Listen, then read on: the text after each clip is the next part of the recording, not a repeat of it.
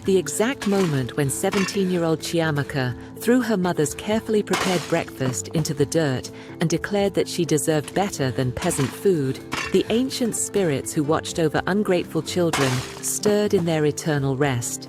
What she didn't know, as she stormed away from the compound with her nose in the air, was that they had been waiting for someone exactly like her. Someone so blind to blessings that only complete loss could open her eyes. By sunset that same day, Chiamaka would discover that the spirits had very particular ways of teaching lessons about gratitude, and some lessons, once begun, could only end when the student finally understood the difference between having everything and appreciating anything. But first, she would have to lose it all. In the prosperous village of Nnewi, where the palm oil trade had brought unusual wealth, and the families lived in compounds larger than most chiefs could afford, Chiamaka Okafor woke each morning to luxuries that other girls could only dream of. Her sleeping mat was woven from the finest raffia, dyed in colors that cost more than most families earned in a season. Her wrapper was silk, imported from distant lands, sewn with tiny glass beads that caught light like captured stars.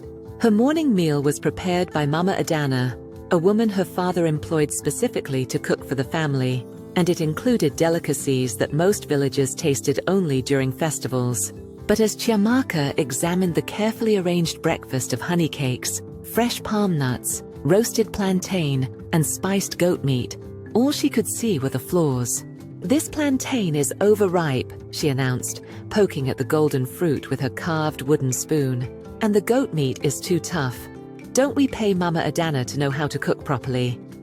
Her mother, Mama Okafor, looked up from her morning weaving with patient eyes that had seen this scene countless times before. "The food is prepared with care, Nnewi. Perhaps you could try to appreciate the effort that went into making it." Appreciate effort? Chiamaka's voice rose with the indignation of someone who had never learned that effort itself had value. "I shouldn't have to appreciate effort. I should simply receive excellence. That's what our money pays for." Sitting nearby, her younger brother Chinedu ate his breakfast quietly, his eyes moving between his sister and mother, with the uncomfortable awareness of someone caught between two forces. At 14, he was old enough to understand that his sister's constant complaints were more than just preferences. They were symptoms of something deeper and more troubling. "Sister," he said carefully, "the food tastes wonderful to me. Maybe you're just not hungry." Chiamaka turned her critical gaze on him. "Just because you're satisfied with mediocrity doesn't mean I should be. Some of us have standards." The casual cruelty of the comment hit its target.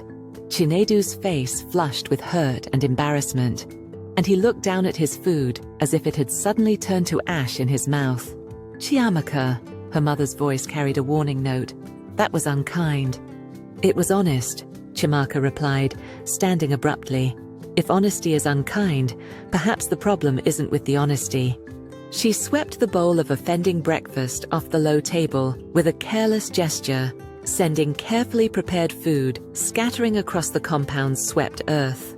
Honey cakes that had taken hours to make mixed with red dirt, palm nuts that had been cracked by hand rolled under bushes. The spiced goat meat that represented significant expense lay ruined and inedible. "I'm going to the market," she announced. "Perhaps I can find something actually worth eating there." As she walked away, her silk wrapper swishing with each step, she missed the expression that crossed her mother's face. Not anger, but a deep sadness that spoke of years of watching a beloved daughter grow increasingly blind to the blessings that surrounded her. What she also missed was the way Mama Adana, emerging from the cooking hut to clear away the rejected breakfast, quietly gathered the scattered food with tears in her eyes. Not tears of anger at the waste, but tears of recognition. She had seen this pattern before, in other wealthy families, and she knew where it led. At the market, Chiamaka moved through the stalls like a visiting royal, examining goods with the critical eye of someone who had never been denied anything she wanted. But instead of appreciation for the abundance available to her, she felt only dissatisfaction with what she perceived as the inferior quality of everything offered. "These mangoes are too small," she told the fruit seller, a woman whose weathered hands spoke of decades spent tending her small farm. "They are the sweetest of the season, young lady," the woman replied respectfully. "Tree ripened and picked this morning." "Tree ripened means nothing if the tree produces inferior fruit," Chiamaka said dismissively. "Don't you have anything larger? More attractive?" The fruit seller's expression remained polite, but Chiamaka caught the flash of something else in her eyes. Pity, perhaps, or the kind of sad understanding that comes from watching someone who had been given much, but learned to value little. At the cloth merchant's stall, Chiamaka fingered bolt after bolt of beautiful fabric, finding fault with each one. "This blue is too common. This pattern is too simple. This texture is too rough." She spoke as if the merchant, a master weaver whose skills were renowned throughout 3 regions, was somehow failing her by not producing perfection. "Perhaps the young lady could tell me what she seeks," the merchant asked patiently. "I have fabrics here that have pleased chiefs and wealthy traders from across the territories." "I seek quality," Chiamaka replied haughtily. "Something that reflects the status of my family, rather than this ordinary work." The merchant's hands stilled on the fabric he had been unrolling. For a moment, his professional composure cracked, and Chiamaka saw something in his expression that she didn't recognize. The look of a craftsman whose life's work had just been casually dismissed by someone who had never created anything with her own hands. But the moment passed quickly, and the merchant simply nodded. "Of course. Perhaps another time I will have something more suitable." As Chiamaka continued through the market, leaving a trail of offended merchants and disappointed sellers, she remained oblivious to the looks that followed her. Some were angry, yes, but most were sad. The sadness of people who recognized someone so surrounded by abundance that she had lost the ability to see any of it clearly. She finally bought nothing, returning home with empty hands and full complaints about the deplorable state of goods available in their backward village market. "Perhaps," her father suggested that evening as the family shared dinner, "you might consider that the problem is not with the market, but with expectations that have grown unrealistic." Papa Okafor was a successful palm oil trader whose business acumen had brought the family their comfortable lifestyle, but he was also a man who remembered his own humble beginnings, who understood that prosperity was a gift to be shared rather than a privilege to be hoarded. "Unrealistic?" Chiamaka's voice rose with offended dignity. "Is it unrealistic to expect quality goods when we have the money to pay for them? Is it unrealistic to want food that's actually worth eating? Is it unrealistic to desire things that reflect our family's position?" "It's unrealistic," her father said quietly, "to believe that no amount of effort or care is ever good enough to deserve appreciation." "I appreciate quality when I see it," Chiamaka replied. "I simply refuse to pretend that mediocrity is excellence just to spare people's feelings." "And when," her father asked, "was the last time you saw quality? When was the last time anything met your standards? When was the last time you expressed genuine satisfaction with anything in your life?" The question hung in the air like smoke from a dying fire. Chiamaka opened her mouth to answer, then closed it again, as she realized she couldn't remember the last time she had felt truly pleased with anything she received. She began, then stopped, frustrated by her inability to defend herself. "That's what I thought," her father said, not unkindly. "Daughter, when nothing is ever good enough, the problem may not be with the world around you." But Chiamaka, instead of hearing wisdom in her father's words, heard only criticism of her refined sensibilities. "If having standards makes me difficult, then I choose to be difficult," she said defiantly. "Better to be difficult than to be satisfied with less than I deserve." That night, as she lay on her expensive sleeping mat, covered by her imported silk wrapper, Chiamaka felt a strange restlessness. Her father's words echoed in her mind, but instead of prompting self-reflection, they only strengthened her conviction that she was surrounded by people who simply didn't understand excellence. What she didn't know, as she drifted towards sleep in her comfortable world of endless abundance, was that the spirits who governed gratitude and ingratitude had been listening to every word, watching every gesture, cataloging every casual dismissal of others' efforts. and they had decided that Chiamaka Okafor had received enough blessings for someone who had never learned to value any of them. The lesson would begin at dawn. Chiamaka woke to the sound of crying, not the gentle weeping of sadness, but the raw, desperate sobbing of someone whose world had just collapsed. The sound was coming from the main compound, and it was her mother's voice. Throwing on her wrapper, Chiamaka hurried outside to find her parents and brother gathered around a man she didn't recognize, a messenger by his dusty clothes and exhausted appearance. "What's happening?" she demanded. Her father looked up, his face aged 10 years since the night before. "The trading ship," he said, his voice hollow. "The one carrying our entire season's investment of palm oil to the coastal markets. It was caught in a storm and lost." "Lost?" Chiamaka felt a cold finger trace down her spine. "What do you mean, lost?" "Sunk," the messenger said quietly. "All cargo destroyed. All profits gone." But Chiamaka's mind struggled to process the information. "But we have other investments, other sources of income." Her father's expression grew even more grave. "The palm oil trade was our only major source of income, NNM. We invested everything in this season's crop, borrowed against future profits to maintain our lifestyle. Without that cargo, we're ruined," her mother whispered through her tears. "We've lost everything." The words hit Chiamaka like physical blows. Everything. Their beautiful compound, the imported fabrics, the hired cook, the comfortable life that had cushioned her from any real discomfort or want. "There must be something," she said desperately. "Some way to recover, some backup plan." "There is," her father said heavily. "We can sell everything we own, pay off our debts, and start over, in a smaller compound, with a simpler life. Like..." He paused, as if the words were physically painful. "Like the families we used to look down upon." The irony was crushing. The girl who had spent her life complaining that nothing was good enough was about to discover what it meant to have nothing at all. Over the following days, Chiamaka watched in growing horror as their world was systematically dismantled. Merchants came to assess their possessions, placing monetary values on items that had defined their family's status and comfort. "The silk wrappers will bring good money," one merchant observed, running the precious fabric through practiced fingers, "though they're quite impractical for everyday wear." Chiamaka clutched her favorite wrapper, the one with glass beads that caught light like stars, and felt something twist in her chest. She had never thought of it as impractical. She had simply seen it as her due, as natural to her as skin. "The carved furniture is well made," another merchant noted. "It will sell quickly to families who are ascending in status." Ascending. While they were descending, other families would sleep on beds that had been hers, eat from bowls that had held her food, sit on stools that had supported her comfort.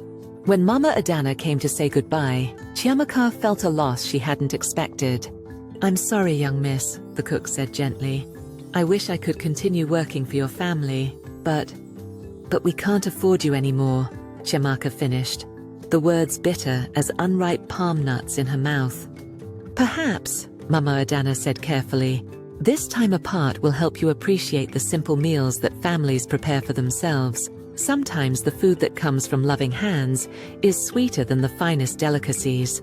At the time, Chiamaka thought the comment was just polite platitude. She had no idea it was prophecy. The new compound her family moved to was smaller than their former storage barn. The sleeping mats were woven from ordinary palm fronds, rough against skin accustomed to imported softness. The cooking area was a simple fire pit rather than the elaborate kitchen facility they had enjoyed. And the food was whatever her mother could afford at the market with their drastically reduced resources. "Boiled yam again?" Chiamaka asked on their third night in the new compound, staring at the simple meal of tubers and palm oil. "It's what we have," her mother replied quietly. "I'm grateful the market women were willing to sell to us at all, given our changed circumstances." "Grateful for boiled yam," Chiamaka repeated. "How quickly we've fallen." "We've fallen in material wealth," her father corrected. Whether we've fallen in character depends on how we respond to these circumstances. But Chiamaka couldn't see beyond the immediate discomfort. The rough sleeping mat that made her back ache. The simple food that seemed flavorless after years of spiced delicacies. The loss of status that made former acquaintances look through her as if she had become invisible. She began to spend her days walking through the village, not because she had anywhere to go, but because staying in the cramped compound only emphasized how far they had fallen. But the walks provided no comfort, only constant reminders of what she had lost. At the market where she had once criticized merchants' wares, she now walked with empty hands and emptier pockets. The fruit seller she had called inferior nodded politely but distantly. The cloth merchant she had dismissed as ordinary did not even acknowledge her presence. "It's like I've become invisible," she complained to her brother one evening. "Maybe," Chinedu said thoughtfully. "You're just seeing how you made others feel when you looked through them." The observation stung because it carried uncomfortable truth, but instead of reflecting on her past behavior, Chiamaka chose to focus on the unfairness of her present circumstances. "This isn't permanent," she declared. "Father will find a way to rebuild. We'll recover from this setback and return to our proper position." But weeks passed, then months, and recovery seemed increasingly distant. Her father took work as a laborer in other people's palm plantations, the same plantations where he had once been owner and boss. Her mother began washing clothes for wealthier families, her hands growing rough from the harsh soap and constant scrubbing.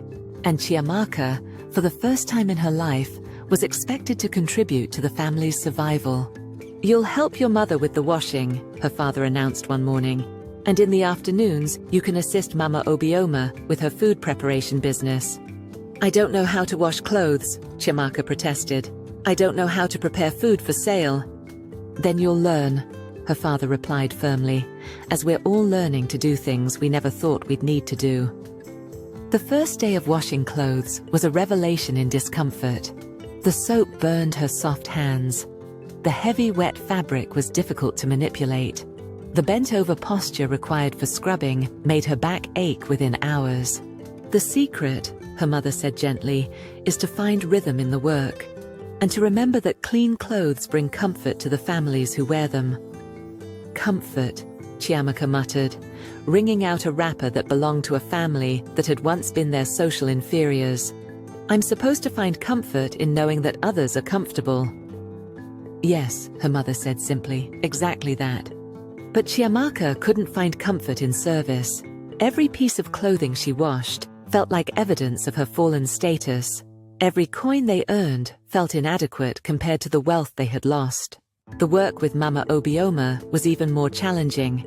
The elderly woman ran a small food business, preparing simple meals for laborers and travelers. The work was hot, demanding, and offered no tolerance for mistakes. "The palm oil is too hot," Mama Obioma scolded when Chiamaka nearly burned a batch of plantains. "Food preparation requires attention, not daydreaming about other things." "I'm not daydreaming," Chiamaka protested. This work is very different from what I'm used to." "And what are you used to?" Mama Obioma asked with the blunt directness of age. "I'm used to having food prepared for me, not preparing it for others." "Ah." Mama Obioma nodded as if something had become clear. "You're used to receiving. Now you must learn giving. This is often difficult for people who have only known one side of the exchange." "I gave," Chiamaka said defensively. "My family paid for services." "Paying is not giving," the old woman corrected. "Paying is transaction. Giving is when you offer something of yourself, your time, your effort, your care, without knowing exactly what you'll receive in return." "That sounds like a poor way to do business." "It's an excellent way to do life," Mama Obioma replied. "But perhaps you'll understand that better when you've had more practice at giving." As weeks turned into months of manual labor, of simple food, of scratchy sleeping mats and second-hand clothes, Chiamaka found herself sinking into a bitterness that colored everything around her. This wasn't temporary hardship. This was her new reality. And it was a reality she was utterly unprepared to accept or navigate. What she didn't know was that the spirits who had orchestrated her fall were watching carefully, waiting for the moment when loss would transform into learning. But learning required openness, and openness required humility. And Chiamaka, even in poverty, had not yet learned to be humble. The deepest lesson was still to come. The crisis that would change everything came on a market day when the rains arrived early and turned the roads into rivers of red mud.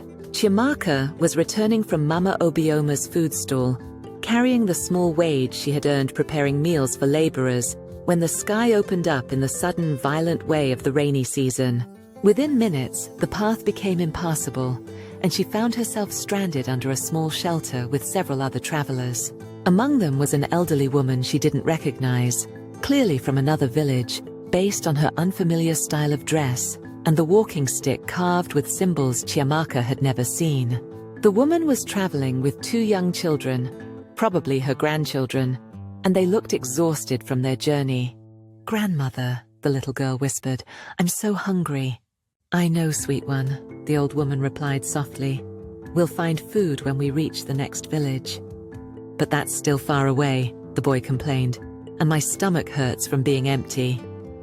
Chiamaka looked at the small amount of money in her hand, wages that her family needed desperately for their evening meal.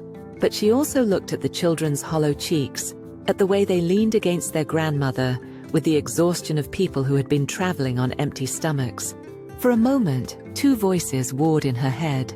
The first, familiar voice, said that her family's needs came first, that she barely had enough for her own people, that charity was a luxury she could no longer afford. But another voice, quieter but more insistent, reminded her of all the meals she had thrown away in disgust, all the perfectly good food she had rejected because it wasn't perfect enough for her refined tastes. Without fully understanding why, Chiamaka stood up. "Grandmother," she said to the elderly woman, "I work at a food stall nearby. If you wait here with the children, I can bring you something to eat." The old woman's eyes widened with surprise and gratitude. "Child, that's very kind, but we have no money to pay." "I didn't ask for payment," Chiamaka said, surprising herself with the words. "I just asked you to wait." She ran back through the rain to Mama Obioma's stall, arriving soaked and breathless. "I need to buy food," she said, holding out her wages, "for some travelers who are stranded." Mama Obioma looked at the money, then at Chiamaka's determined face. "This is all you earned today. Your family needs this money." "The travelers need food more," Chiamaka said. "There are children." Something shifted in Mama Obioma's expression. For the first time since Chiamaka had started working for her, the old woman smiled with genuine warmth. "I see," she said quietly. "Well then, let's make sure they get a proper meal."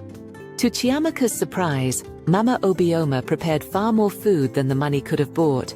Rice with vegetables, fried plantains, even small pieces of meat.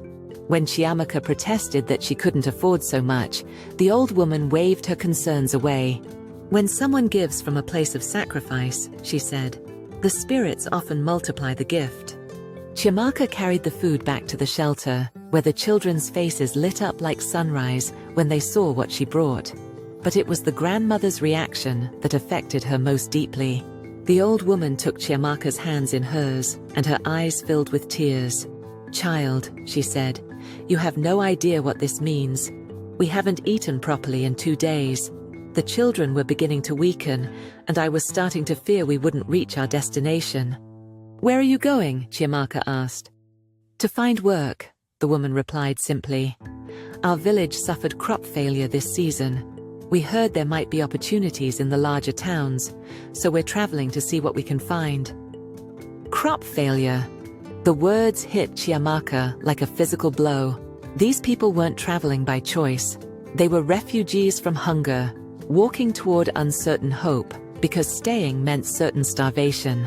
As she watched the children eat with the desperate enthusiasm of people who weren't sure when their next meal would come, Chiamaka felt something crack open in her chest.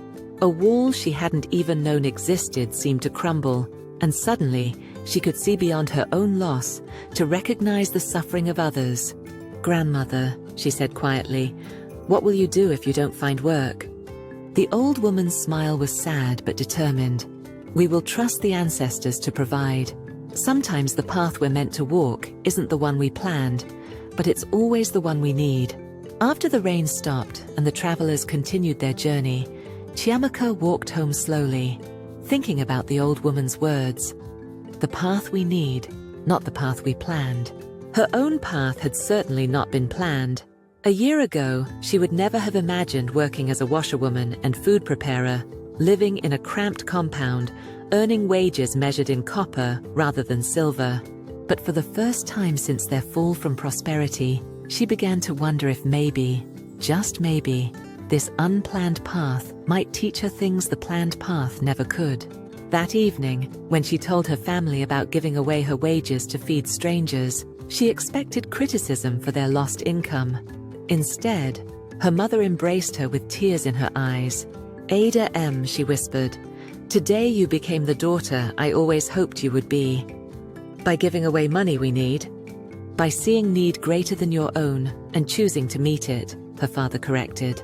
"By learning that wealth is not just what you have, but what you're willing to share." Over the following weeks, Chiamaka found herself noticing things she had never seen before. The way Mama Obioma slipped extra food to customers who looked hungry but had little money. The way her mother hummed while washing clothes, finding joy in work that Chiamaka still found tedious. The way her brother helped elderly neighbors with tasks they could no longer manage alone. All around her, people were practicing a kind of wealth that had nothing to do with material possessions. The wealth of generosity, of service, of finding satisfaction in making others' lives better. But the deepest lesson was still waiting for her, hidden in the most unexpected place of all. It came on the day when Chiamaka was working alone at Mama Obioma's food stall, the old woman having fallen ill with a fever that kept her bedridden. For the first time, Chiamaka was responsible for the entire operation, preparing food, serving customers, managing money, and somehow making everything work. The day started badly. She burned the first batch of plantains, oversalted the rice, and accidentally gave incorrect change to 3 different customers. By mid-morning she was hot, frustrated, and ready to abandon the whole enterprise. That's when the familiar figure appeared at her stall. It was Mama Adana, the cook who had once prepared her family's meals when they lived in prosperity. The woman who had carefully created the breakfasts that Chiamaka had thrown away in disgust, who had been dismissed along with the rest of their former life. "Chiamaka." Mama Adana's voice carried surprise, and something else. Perhaps curiosity about how the formerly pampered girl was managing such work. "Mama Adana," Chiamaka replied, feeling heat rise in her cheeks.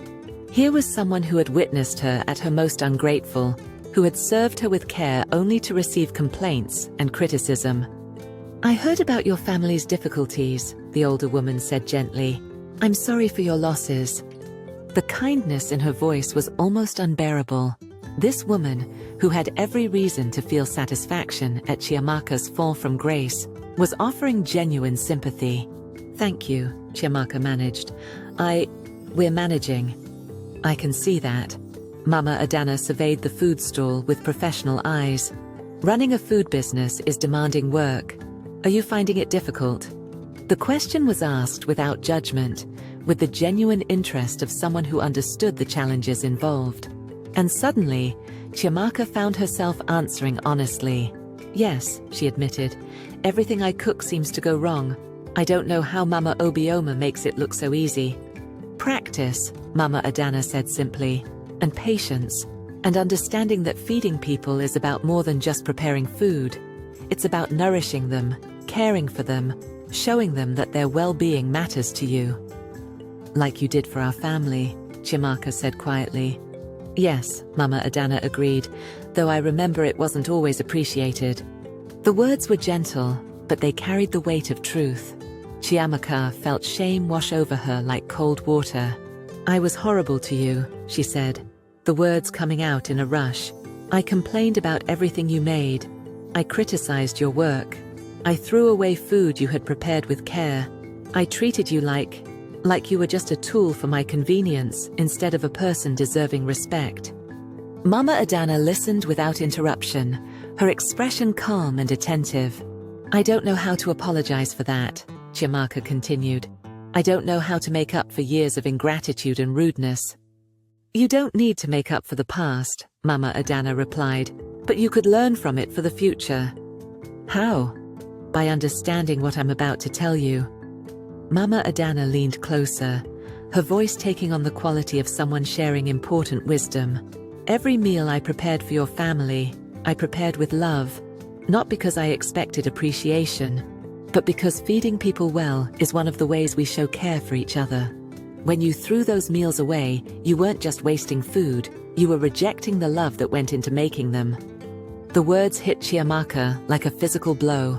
She had never thought about the emotional investment that went into the daily tasks she had taken for granted.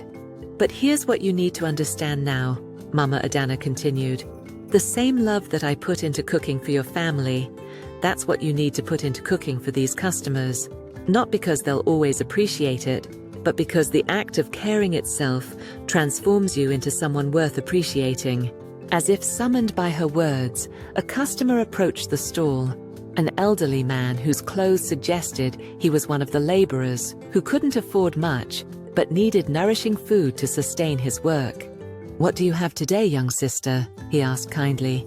Chiamaka looked at the burnt plantains, the oversalted rice, the various mistakes that had accumulated throughout the morning. In her former life, she would have been mortified to offer such imperfect food to anyone. But now, seeing the hunger in the man's eyes, and remembering Mama Adana's words about love and care, she made a different choice. "The plantains are a bit overcooked," she said honestly, "and the rice might be saltier than usual. But it's all I have right now, and I'll give you a good portion for whatever you can afford." The man's face lit up with gratitude. Overcooked plantains are still plantains, and salty rice is still filling. "Thank you for your honesty." As Chiamaka served him, focusing not on the imperfections of the food, but on providing generous portions and genuine care, she felt something shift inside her chest. The man ate with obvious appreciation, thanking her warmly before continuing on his way. "You see," Mama Adana said softly, "when you care more about nourishing others than about achieving perfection, both you and they are fed in ways that go beyond mere food." That evening, Chiamaka sat with her family, sharing their simple meal of boiled yam and palm oil. But instead of seeing only what was lacking, she found herself noticing what was present.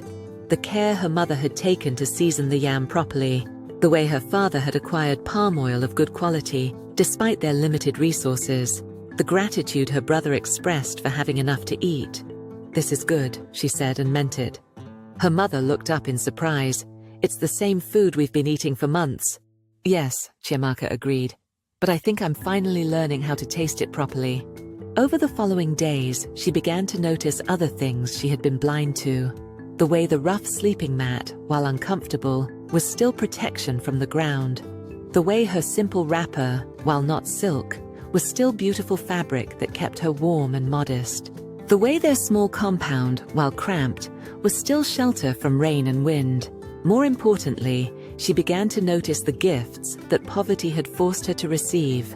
The satisfaction of earning wages through her own effort.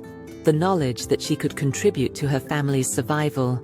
The skills she was developing in cooking and washing and managing money. But the deepest revelation was yet to come.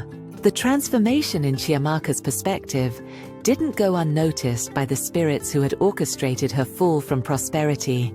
They had watched her journey from entitlement, through loss, to the beginnings of gratitude, and they recognized that the hard part of her education was finally bearing fruit. But the spirits, being wise in the ways of human nature, knew that true gratitude could only be tested when blessings returned. It was easy to appreciate simple food when you had no choice. The real test was whether appreciation would survive abundance. The test came in the form of a letter that arrived on a rainy morning, delivered by a messenger whose expensive clothes suggested important news.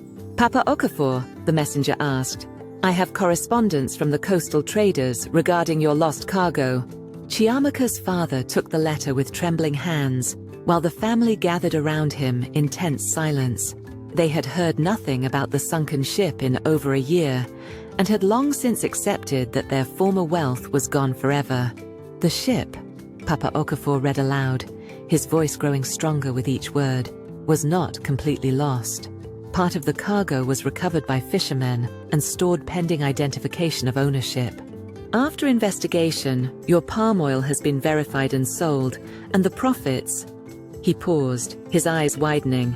The profits, minus recovery costs, amount to nearly 2/3 of our original investment. The silence that followed was profound.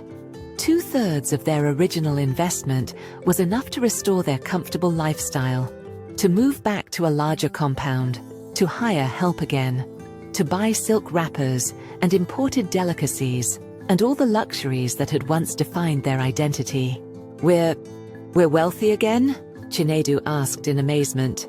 We're comfortable again, their father corrected. Whether we're wealthy will depend on what we do with this blessing. But Chiamaka barely heard the conversation. She was thinking about returning to silk wrappers after months of simple cotton, about having Mama Adana prepare elaborate meals after learning to cook simple food herself, about being served instead of serving. The prospect should have filled her with joy. Instead, it filled her with something closer to anxiety. That afternoon, while her parents made plans for their restored prosperity, Chiamaka walked to Mama Obioma's food stall. The old woman had recovered from her illness and resumed her work, but she welcomed Chiamaka's continued help with warm appreciation. You look troubled, child, Mama Obioma observed as they prepared vegetables together. Has something happened? Chiamaka told her about the recovered cargo and the money that would restore her family's former lifestyle. She expected congratulations, expressions of joy for their good fortune. Instead, Mama Obioma studied her face carefully. And this troubles you because I'm afraid, Chiamaka admitted. I'm afraid that if I go back to having everything, I'll forget how to appreciate anything. I'm afraid I'll become the person I was before. Someone who threw away perfectly good food because it wasn't perfect enough, who treated people's care and effort like they were worthless. Ah, Mama Obioma nodded. You're afraid that prosperity will steal your gratitude. Yes, is that foolish? Not foolish at all. Very wise, actually. Most people assume that gratitude will naturally survive abundance, but it requires cultivation, just like any other virtue. How do I cultivate it? Mama Obioma was quiet for a moment, her weathered hands continuing to prepare food while she considered the question. Gratitude, she said finally, is like a muscle. The more you use it, the stronger it becomes. But like any muscle, if you stop exercising it, it weakens. So how do I keep exercising it when I don't need to? By choosing to see gifts even when you have choices.